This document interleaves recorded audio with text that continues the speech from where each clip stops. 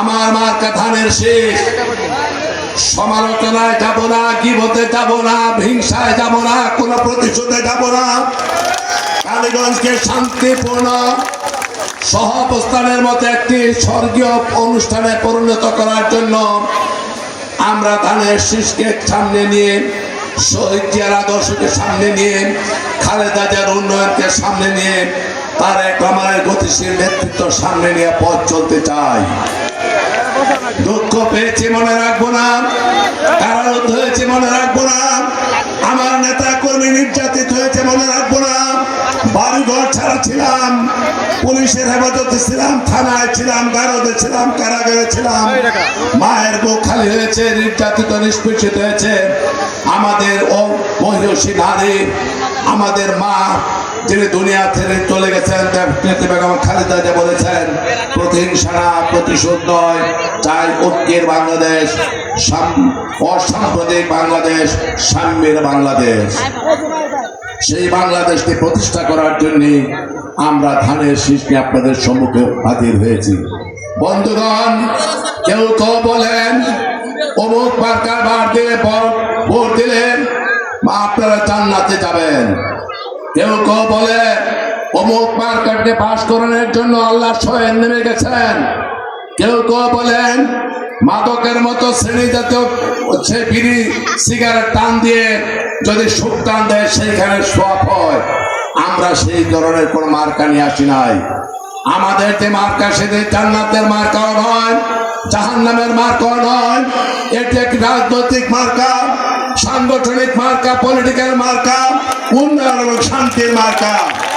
এই মার্কা শহীদ জিয়ার মার্কা, এই মার্কা খালেদা জিয়ার মার্কা, এই মার্কা তারেক রহমানের মার্কা, এই মার্কা সৈয়দ মোয়াজ্জেম হোসেন আলাউলের মার্কা, এই মার্কা কৃষক শ্রমিক মেহনতি মানুষের মার্কা। এই মার্কায় ভোট দিলে আপনারা উন্নয়ন পাবেন, ফ্যামিলি কার্ড পাবেন, স্বাস্থ্য কার্ড পাবেন, খাল খনন হবে, কৃষির উৎপাদন হবে, মা বোনের কর্মসংস্থান হবে, বেকারদের সমস্যার সমাধান হবে, আলেম ওলামাদের ইজ্জত হবে, দেশের স্বাধীনতা রক্ষা পাবে, গণতন্ত্র রক্ষা পাবে, সার্বভৌমত্ব হেফাজতে থাকবে, দেশ শান্তি এবং প্রগতির মধ্যে এগিয়ে যাবে। কালীগঞ্জ অসংখ্য আমাদের মুসলমানের সাথে হিন্দু এবং খ্রিস্টান ভাইরা বসবাস করেন। আমরা অসাম্প্রদায়িক সাম্যের বাংলাদেশ প্রতিষ্ঠা করতে চাই, যে মাটিতে হিন্দু মুসলমান বৌদ্ধ খ্রিস্টান তাদের স্বাধীনভাবে ধর্মকর্ম পালন করবেন, পূজা পার্বণ পালন করবে, নিজের জমিতে চাষ করবে, নিজের ঘরে ঘুমাবে, নিজের ব্যবসা প্রতিষ্ঠানে ব্যবসা করবে, ইজ্জত এবং সম্মান নিয়ে নিরাপদে তারা বসবাস করবে। সেই রকম একটি ইনসাফপূর্ণ কালীগঞ্জ প্রতিষ্ঠা করতে চাই। আর একটা কথা বলে দিতে চাই, অনেক রাজনৈতিক নেতৃবৃন্দ আছেন, কর্মী আছেন কালীগঞ্জে, তাদের অসংখ্য নেতা কর্মী হয়তো হাজার হাজার টাকা মেরে, হাজার হাজার টাকা তসরুপ করে এই বাংলাদেশ থেকে চলে গেছেন, কিন্তু নেতা কর্মীদের সবাই অপরাধী না। অতএব শঙ্কিত হবেন না, আপনারা চিন্তিত হবেন না, শঙ্কা করবেন না, ভীত হবেন না।